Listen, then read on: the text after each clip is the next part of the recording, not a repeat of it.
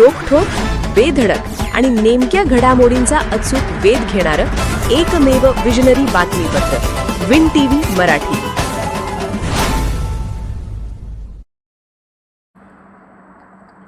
प्रसिद्ध ग्रामीण कथाकार प्राध्यापक आप्पासाहेब खोत यांच्या अबीरमाती कथासंग्रहास महाराष्ट्र साहित्य परिषद पुणे यांचा ग ल ठोकळ पुरस्कार जाहीर. महाराष्ट्र साहित्य परिषद यांचा यावर्षीचा प्रतिष्ठेचा ग ल ठोकळ पुरस्कार प्रसिद्ध ग्रामीण कथाकार प्राध्यापक आप्पासाहेब खोत यांच्या अबीरमाती या कथासंग्रहास जाहीर झाला असून साहित्य, शिक्षण, सामाजिक आणि राजकीय क्षेत्रातून त्यांच्यावर अभिनंदनाचा वर्षाव होत आहे. पुरस्कार प्राप्त अबीरमाती या कथासंग्रहाचा सावित्रीबाई फुले पुणे विद्यापीठ येथे SY.BA अभ्यासक्रमात समावेश करण्यात आला आहे. हा प्रतिष्ठेचा पुरस्कार पुणे येथील बालगंधर्व नाट्यमंदिर येथे 26 मे रोजी मान्यवरांच्या हस्ते प्रदान करण्यात येणार आहे. प्राध्यापक खोत यांच्या सकस आणि दर्जेदार साहित्य कृतींचा यावर्षी महाराष्ट्रासह महाराष्ट्राबाहेरील तब्बल 9 विद्यापीठांच्या अभ्यासक्रमात समावेश करण्यात आला आहे. ग्रामीण जीवनाचे वास्तव, माणुसकीचे भावविश्व आणि मातीतला गंध आपल्या लेखणीतून प्रभावीपणे मांडणारे प्राध्यापक खोत हे आजच्या पिढीतील महत्त्वाचे ग्रामीण कथाकार म्हणून ओळखले जातात. शंकर पाटील, ग. दी. माडगूळकर, द. मा. मिरासदार आणि वामन हुवाळ यांच्यासारख्या ख्यातनाम साहित्यिकांची कथाकथनाची परंपरा मोठ्या ताकदीने पुढे नेण्याचे कार्य प्राध्यापक खोत करत आहेत. नवोदित साहित्यिकांना मार्गदर्शन करत साहित्यविश्व समृद्ध करण्यासाठी ते सातत्याने झटत असतात. या पुरस्काराच्या निमित्ताने प्रसिद्ध कथाकार प्राध्यापक आप्पासाहेब खोत यांच्याशी संवाद साधत त्यांच्या साहित्यिक प्रवासावर प्रकाशझोत टाकण्याचा प्रयत्न विन टीव्ही मराठीच्या माध्यमातून करण्यात आलाय. विन टीव्ही मराठीसाठी वारणा नगरहून बाबासाहेब कावळे. नमस्कार. आज आपण महाराष्ट्राचे ज्येष्ठ साहित्यिक, प्रसिद्ध कथाकार प्राध्यापक आप्पासाहेब खोत यांच्या समवेत आलेलो आहोत. नुकताच महाराष्ट्र साहित्य परिषदेचा ग ल ठोकळ पुरस्कार हा त्यांच्या अबीरमाती या पुस्तकाला मिळालेला आहे. या निमित्तानं आपण त्यांच्याशी बातचीत करणार आहोत.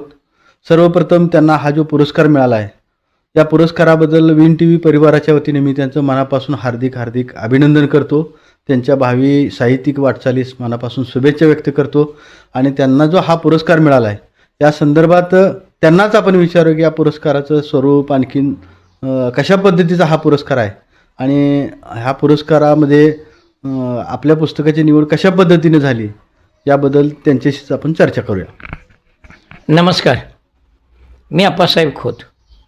आपण मला प्रश्न विचारला. हा पुरस्कार महाराष्ट्र साहित्य परिषद पुणे यांच्यामार्फत हा पुरस्कार दरवर्षी दिला जातो. हा एकटाच पुरस्कार दिला जात नाही. सर्व साहित्य कृतीनं जवळजवळ 50पेक्षाही जास्त साहित्य कृतींना महाराष्ट्र साहित्य परिषद पुणे हे पुरस्कार देत असते. आणि या पुरस्काराला कथासंग्रहाच्या माझ्या अबीरमाती या पुस्तकाला हा पुरस्कार मिळालेला आहे. अबीरमाती हे 2025 साली प्रकाशित झालेलं मेहता पब्लिशिंग पुणे यांच्यामार्फत हे प्रकाशित झालेलं पुस्तक आहे. आणि हेच पुस्तक अबीरमाती हे पुस्तक सावित्रीबाई फुले पुणे विद्यापीठ या विद्यापीठाला या वर्षीच्या SY.BA अभ्यासक्रमात त्यांनी समाविष्ट केलेलं आहे. महाराष्ट्र साहित्य परिषदेचे जे पुरस्कार दिले जातात ते चोखंदळ पद्धतीने दिले जातात. आणि या पुरस्काराला महाराष्ट्रावर एक वेगळा प्रतिष्ठा आहे. कारण हा पुरस्कार मिळणं म्हणजे त्या लेखकाच्या साहित्याचा गौरव करणं, चांगल्या पद्धतीनं गौरव करणं असं मानलं जातं. आणि हा पुरस्कार मला या पुस्तकाला मिळालेला आहे. आज ग ल ठोकळ हे ग्रामीण साहित्यिक होते. गावगुण नावाची त्यांची कादंबरी खूप प्रसिद्ध होती. 1960च्या दशकात जेव्हा ग्रामीण साहित्याची सुरुवात झाली त्यामध्ये ग ल ठोकळ हे यांचं नाव अग्रक्रमाने घेतलं जातं. आणि या व्यक्तीच्या नावानं मला जो पुरस्कार मिळाला याबद्दल मलाही खूप आनंद आहे. मी समाधानी आहे किंवा या परिषदेचेही मी आभार मानतो आणि ऋण व्यक्त करतो. या अबीरमातीबरोबरच आपण आजवर किती साहित्यकृती निर्माण केल्या आणि या साहित्यकृतींना आतापर्यंत असे किती पुरस्कार मिळालेत? तर 1989 पासून मी लिहायला सुरुवात केली. 1992ला माझं पहिलं पुस्तक गवणे नावाचा कथासंग्रह आला आणि त्यानंतर आज तागायत सातत्यानं मी मराठी साहित्यामध्ये लेखन करतच आहे. आजपर्यंत माझे 9 कथासंग्रह, 6 कादंबऱ्या आणि 3 ललित गद्य ही 19 पुस्तकं प्रकाशित झालेली आहेत. शिवाय एक छोटेखानी मुलांच्याकरिता देव माणूस कर्मीराव भाऊराव पाटील यांच्यावर मी छोटेखानी चरित्रही लिहिलेलं आहे. आता पुरस्काराचा विचार करता महाराष्ट्र शासन दरवर्षी उत्कृष्ट साहित्य निर्मितीचा पुरस्कार देत असते. तर माझ्या 2 कथासंग्रहाला महाराष्ट्र शासनाचा बी रघुनाथ पुरस्कार मिळालेला आहे. रानगंगा या कथासंग्रहाला आणि मातेनी कागुद या कथासंग्रहाला. यापूर्वी महाराष्ट्र साहित्य परिषदेचा मला माझ्या अनवाणी पाय या ललित गद्यालाही पुरस्कार मिळाला होता. आणि पूर्वी 1996ला महापूर या कथासंग्रहाला महाराष्ट्र साहित्य परिषद पुणे यांचाही गलठोकळच पुरस्कार मिळाला होता. त्याचप्रमाणे मला महाराष्ट्रातील मान्यवर संस्थांनी 50पेक्षा जास्त मला ज्या साहित्यकृतींना पुरस्कार मिळालेले आहेत, यामध्ये बंडोगोपाळ मुकादम पुरस्कार असेल, कोल्हापूरच्या आपल्या दक्षिण महाराष्ट्र पत्रिकेचा पुरस्कार असेल, तसेच सहकार महर्षी शंकरराव मोहिते पाटील अकलूज यांचा शिक्षण क्षेत्रात आणि साहित्य क्षेत्रामध्ये आणि सामाजिक क्षेत्रामध्ये ते पुरस्कार देतात. तर गेल्या वर्षी मला साहित्यभूषण त्यांचा पुरस्कार त्या संस्थेने मला दिलेला आहे. असे महाराष्ट्रभर अनेक जवळजवळ 50-55च्या दरम्यान मला पुरस्कार प्राप्त झालेले आहेत. मग नांदेडचा कुंटूर एक पुरस्कार, त्यानंतर पोटे पुरस्कार, असे अनेक, सातारचा ग्रंथमित्र पुरस्कार, असे खूप पुरस्कार मिळालेले आहेत मान्यवर संस्थांचे. बरं, अशा ह्या अजरामर साहित्यकृती आपल्या हातून निर्माण झाल्या. अशा ह्या अजरामर साहित्यकृती शैक्षणिक शाळा, कॉलेज किंवा विद्यापीठाच्या अभ्यासक्रमात याचा काय अंतर्भाव झाला का? झालेला आहे, खूप ठिकाणी झालेला आहे. तसा मी साहित्य लेखनामध्ये जी आजवर माझ्या पद्धतीने जे काम करत आलो आहे त्याची खरं तर चांगल्या प्रकारे शासनाने दाद घेतलेली आहे. आणि पुढच्या पिढीसाठी एक आदर्शवत असावं, एक मार्गदर्शक असावं म्हणून अभ्यासक्रमामध्ये सुद्धा माझ्या साहित्याचा खूप ठिकाणी समावेश करण्यात आला आहे. इयत्ता 9वीला भोग नावाची माझी कथा अभ्यासक्रमात होती. इयत्ता 11वीला महाराष्ट्रामध्ये मातेनी कागुद नावाची माझी कथा अभ्यासक्रमात होती. 12वीला कर्नाटकामध्ये इथं जे मराठी भाषेमध्ये शिक्षण दिलं जातं ना, त्या कर्नाटक मंडळानं सुद्धा माझी 12वीला गळपास नावाची कथा अभ्यासक्रमात घेतली आहे. अजूनही ती कथा आहे. हे माध्यमिक आणि उच्च माध्यमिक स्तरावर या कथा तर आहेत, पण विद्यापीठी लेवलला मात्र खूप ठिकाणी या विद्यापीठानं माझी दखल घेतलेली आहे. आणि खरं तर त्या विद्यापीठांचा आणि त्या कॉलेजांचा मी ऋणीच आहे. शिवाजी विद्यापीठामध्ये घर आणि बंगला कथा माझी अभ्यासक्रमात होती. आता या वर्षीपासून त्यांनी गवणेर आणि कोंबडी नावाची कथा अभ्यासक्रमात घेतलेली आहे. आपल्या परिसरातील वारणा युनिव्हर्सिटी नवीनच निर्माण झालेल्या आहे. इथंसुद्धा MAच्या वर्गामध्ये माझ्या ललित गद्याचा चिकित्सक अभ्यास म्हणजे माझी जी 3 पुस्तकं आहेत की ज्यामध्ये अनवाणी पाय, कुणब्याची पौराणिक, आत्ताचं माझं की चांदोडी रुपाई आहे, 3 पुस्तकांचा MAसाठी त्यांनी अभ्यासक्रमात समावेश केलेला आहे. त्याचप्रमाणे सोलापूर विद्यापीठाचं आता नाव पुण्यश्लोक अहिल्याबाई होळकर सोलापूर विद्यापीठ, या विद्यापीठामध्ये वाटणी नावाची माझी कथा अभ्यासक्रमात आहे. डॉक्टर बाबासाहेब आंबेडकर मराठवाडा विद्यापीठ छत्रपती संभाजीनगर येथे पूर्वी माझी गवळण नावाची कथा अभ्यासक्रमात होती. आणि यावर्षी परत त्यांनी माझी काळीज विकल्याची गोष्ट नावाची कथा अभ्यासक्रमात समाविष्ट केलेले आहे. स्वामी रामानंद तीर्थ नांदेड विद्यापीठाला सुद्धा माते आणि कागद कथा या फळाला त्यांनी समाविष्ट केलेला आहे. यावर्षी पुणे विद्यापीठानं आत्ताच तुम्हाला सांगितलं अभिनमाते हा संपूर्ण कथासंग्रह अभ्यासक्रमात घेतला. मुंबई विद्यापीठामध्ये माझी एक कथा अभ्यासक्रमात या जूनपासून आहे. SYच्या अभ्यासक्रमात काळी विकल्याची गोष्ट म्हणून. आणि याच नावानं जे कथासंग्रह जो आहे माझा, काळी विकल्याची गोष्ट नावाचा कथासंग्रह, हा महाराष्ट्राच्या बाहेर गोवा विद्यापीठाला MAला त्यांनी अभ्यासक्रमात लावलेला आहे. महाराष्ट्राच्या बाहेर राणी चेन्नम्मा विद्यापीठ बेळगाव या ठिकाणी कुणबेची पोरं नावाचं माझं ललित गद्याचं पुस्तक त्याने अभ्यासक्रमात घेतलेलं आहे. शिवाय धारवाड विद्यापीठामध्ये माती आणि कागद या नावाचा कथासंग्रह जो आहे तो MAला अभ्यासक्रमात घेतलेला आहे. तसा विचार केला तर पाठीमागा अभ्यासक्रमात माझा समावेश झालेला आहे. पण यावर्षी 2025-26 या चालू वर्षामध्ये जवळजवळ रचनात्मक लेखन झालं का, आणि झाले असेल तर त्याबाबत आपण सांगावं. आणि उद्याच्या काळात आगामी काही लेखन आपल्या हातून कोणकोणतं लेखन होणार आहे, आणि आगामी काळात आपल्या कथा कादंबऱ्या किंवा असं साहित्य काय येणार आहे का, याबाबत आपण सांगावं. खरं तर माझ्या सगळ्या साहित्यावर अनेक समीक्षकांनी बऱ्यापैकी समीक्षण केलेलं आहे.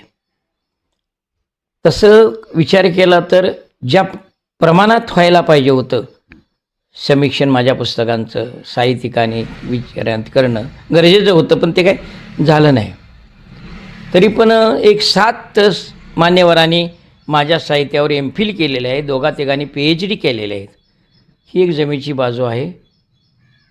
आता तुम्ही म्हणाल की सध्या काय का, आता सध्या माझं वय 72 वर्ष आहे, तरी पण साहित्यामध्ये अखंडपणे मी लेखन करीत असतो. दरवर्षी रिटायर झाल्यापासून दरवर्षी तरी एक पुस्तक यावं यासाठी माझा प्रयत्न सुरू असतो, आणि त्यासाठी मग वर्षभर माझं काम सुरू असतं. गेल्या वर्षी माझं पुस्तक आता आबिरमाती आलंच. यावर्षी माझं वाघाचा डोंगर नावाची आगामी कादंबरी येते. दा गो काळे नावाचे एक फार मोठे समीक्षक आहेत शेगावला, आणि त्यांनी त्या पुस्तकाची पाठराखण केलेलं आहे आणि प्रस्तावनाही लिहिलेलं आहे. एक पर्यावरणाचा ऱ्हास हा विषय घेऊन या कादंबरीचं मी लेखन 17 जुलैपासून सुरू केलेलं आहे. ते आणि दुसरी कादंबरी नाळ आणि माती नावाची अशी कादंबरी ती सुरू होती.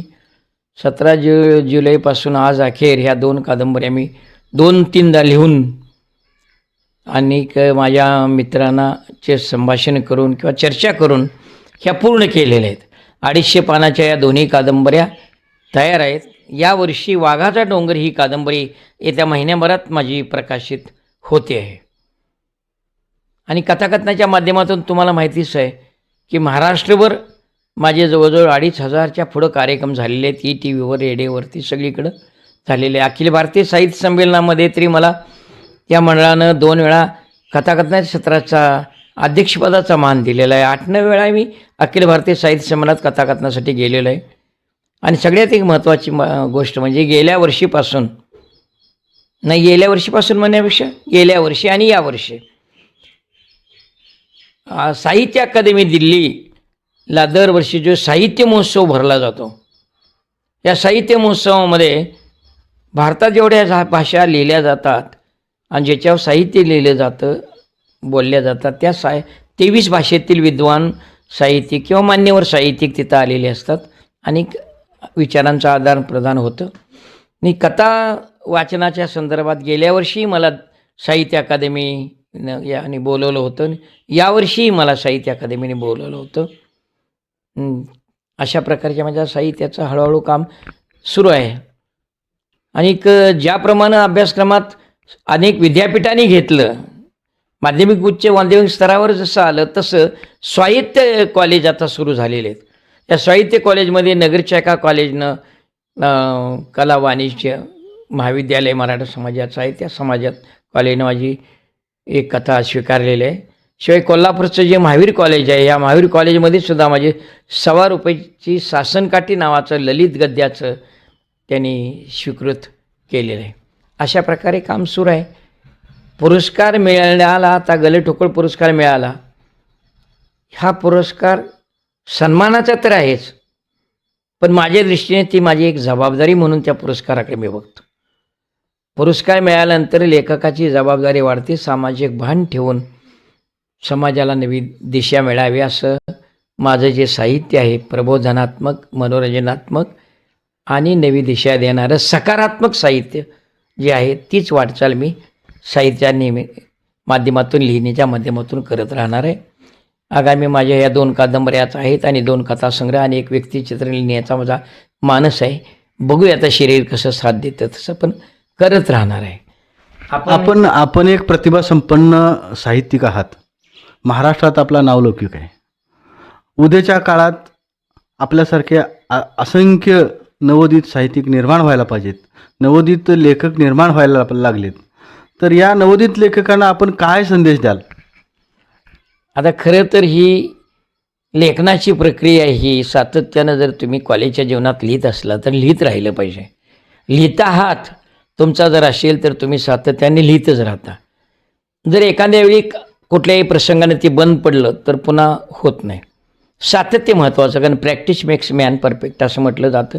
आणि म्हणून आजच्या नवोदित साहित्यिकाने आजचे सामाजिक जे प्रश्न आहेत त्या प्रश्नाकडं डोळसपणे पाहिलं पाहिजे. समृद्धी महामार्गातून होणारी आमच्या शेतकऱ्यांची हानी असेल, शेतकऱ्यांचं नुकसान असेल, किंवा आता येणारा जो मार्ग आहे शक्तिपीठ नावाचा, या शक्तिपीठातून भक्तिपीठ काय होणार आहे. खरं तरी भक्तिपीठ आम्हाला परंपरेनं पुढं आलेलं आहे. छत्रपती संभाजी महाराजांनी ही वारकरी संप्रदाय सुरू केलेला आहे. या वारी दिंड्या त्यांनी सुरू केलेल्या आहेत. आता हजारो लाखो माणसं पंढरपूरला जातात. कोण पत्र पाठवत नाही, कोण लिहित नाही, कोण निरोप देत नाही. कशाला आम्हाला पाहिजे शक्तिपीठातून भक्तिपीठ? इथं तर आम्हाला भक्तीतून मुक्तीचा मार्ग दाखवलेला आहे. आणि मग गरज नसताना ज्या काय योजना येतात शासनाच्या आणि शेतकरी भरडला जातोय, या संदर्भात ग्रामीण लेखकांनी लिहिलं पाहिजे. 700 रुपयाचं जर पोतं 1400 रुपयाला होत असेल आणि 20 रुपयाची पाण्याची बाटली एकीकडे घ्यायची आणि 14 रुपयानं कांदा विकायचा आणि फुकट टोमॅटो रस्त्यावर विस्कडायचा, असं जर होत असेल तर साहित्यिकांनी बसता कामा नये. तुमच्या शब्दातून नवी दिशा देण्याचं काम तुम्ही केलं पाहिजे असं मला वाटतं. आणि ह्या 1-2 समस्याच तुम्हाला सांगितल्या, अशा असंख्य समस्या आहेत. खेडेगावामध्ये आता तरुण मुलांच्या लग्नांचा प्रश्न निर्माण होतो आहे. मुलांची लग्नच होत नाहीत. कुठंतरी काहीतरी करून मुलं नोकरी लागायचा प्रयत्न करतात, नोकरीशिवाय मुली आता लग्नाला होय म्हणणार. तर हा एक प्रश्न आहे. आणि घरं विभक्त होत आहेत, भावापासून विभक्त होतो आहे. एकत्र कुटुंब पद्धती राहिलेली नाही. जमिनीमध्ये पारंपरिक पद्धतीने शेती करून आता चालणार नाही, नवीन आधुनिक पद्धती घेतली पाहिजे. म्हणून माझं जे लेखन आहे बदलतं कृषी जीवन, तशा संदर्भात त्या लेखकांनी, साहित्यिकांनी, नवोदित कवींनी विचार केला पाहिजे आणि त्या दृष्टीने त्यांनी लेखन केलं पाहिजे. आणि दुसरी एक दुःखाची गोष्ट मला जी राहून वाटते, आज शहरामध्ये वृद्धाश्रम सुरू आहेत. बाबांनो, हे लोन खेड्यापर्यंत येता कामा नये. कारण आज तागायत शेतामध्ये राबणाऱ्या एकाही आमच्या बांधवानं, शेतकऱ्यानं ढोरागोरावर प्रेम केलं तसंच, आणि मग ते आईवडिलावर प्रेम करणार नाहीत का? आणि या एकाही शेतकरी बांधवानं माझ्या आईवडिलांना वृद्धाश्रमात तर पाठवलेलं नाही. आणि ती पाळी या मातीतल्या माणसाची माती होऊ नये म्हणून आयुष्याची माती करणाऱ्या देवाप्रमाणे आईवडील असणाऱ्यांची काही अवेलना होऊ नये, अशा पद्धतीचा एक नवा विचार सगळ्याच समस्यांना दिशा दाखवणारा या नवोदित साहित्यिकाने आपल्या हातामध्ये घ्यावा आणि दिव्याने दिवा लावेला असता मूळचा दिवा उन्हा होत नाही ही जाणीव ठेवून लेखन करत राहावं. जे तुम्हाला जमतंय, जो प्रकार कादंबरी जमतोय कादंबरीतून, कथेतून, कवितेतून जो साहित्य प्रकार जमतोय त्या साहित्य प्रकारामध्ये ह्या तुम्ही आम्ही मांडल्या पाहिजेत आणि तरच नव्या समाजाला नवी दिशा मिळेल असं मला वाटतं. आपण माझी मुलाखत घेतलीत त्याबद्दल विन टी व्हीचा मी शतश ऋणी आहे. आपलं काम असंच भरभराटीचं होत राहू, समाजाच्या कानाकोपऱ्यापर्यंत तुमच्या विन टी व्हीचा हा आवाज पोचू दे. आणि जिथं जिथं कमी आहे तिथं तुम्ही जावं आणि नवा विचार पेरावा असं मला वाटतं. आणि आपण ते काम करावं अशी परमेश्वराची मी प्रार्थना करतो. तुम्हाला शुभेच्छा देतो. माझी मुलाखत आपण घेतल्याबद्दल मी पुन्हा एकदा तुमचा आभार मानतो. विन टीव्ही मराठी न्यूज चॅनलला लाईक करा, शेअर करा आणि सबस्क्राईब करा.